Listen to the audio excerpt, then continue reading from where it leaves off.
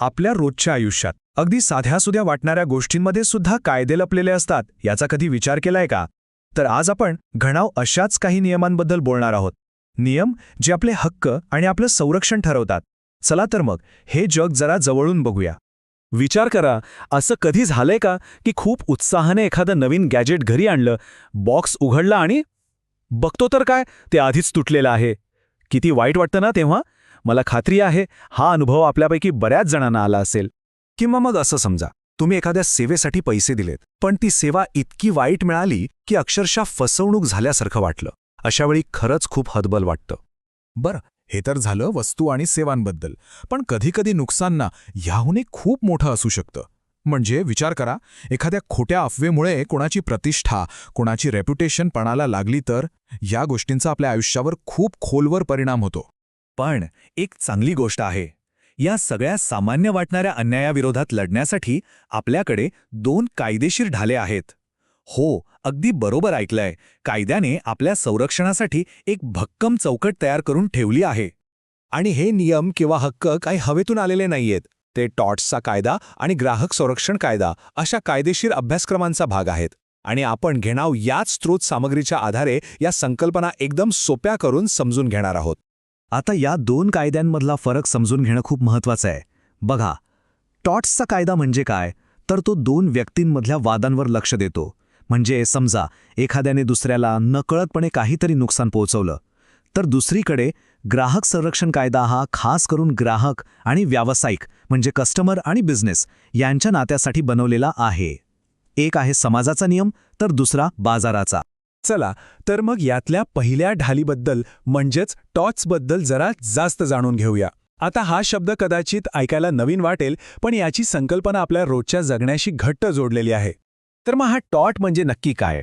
अगदी सोप्या भाषेत सांगायचं झालं ना, तर हा कायद्याचा एक साधा सरळ नियम आहे.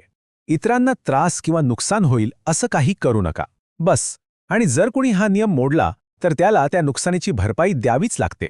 आणि याची व्याप्ती खूप मोठी आहे बरं का.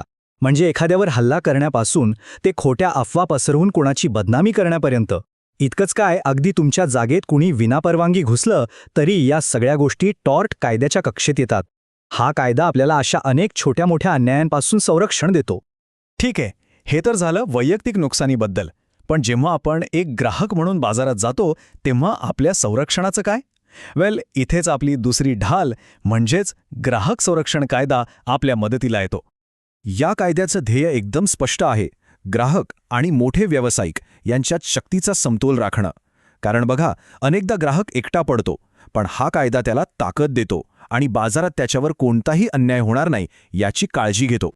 तर या कायद्यानुसार आपल्याला काही खूप महत्त्वाचे मूलभूत हक्क मिळतात.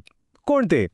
तर वस्तू किंवा सेवेबद्दल पूर्ण माहिती मिळवण्याचा हक्क, अनेक पर्यायांमधून निवड करण्याचा हक्क, आपली तक्रार ऐकून घेतली जाण्याचा हक्क आणि सगळ्यात महत्त्वाचं, चुकीच्या व्यापारी पद्धतींपासून संरक्षण मिळवण्याचा हक्क.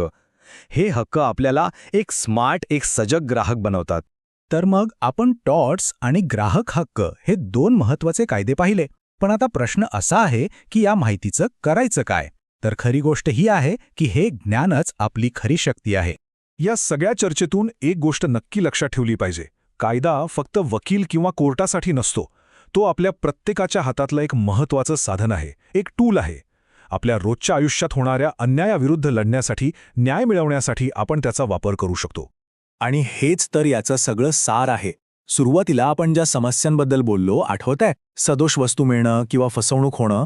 अशा वेळी निराश होऊन बसण्याऐवजी आपल्या हक्कांची माहिती आपल्याला ॲक्शन घेण्याची संधी देते. हतबलतेचं रूपांतर थेट शक्तीमध्ये होतं. तर जाता जाता एक प्रश्न स्वतःला नक्की विचारायला हवा. आता हे हक्क आपल्याला माहीत झाले आहेत, मग पुढच्या वेळी जेव्हा असा काही अन्याय होईल तेव्हा आपण त्याचा वापर कसा करणार? कारण शेवटी ज्ञान तेव्हाच खरी शक्ती बनतं जेव्हा ते कृतीत उतरतं.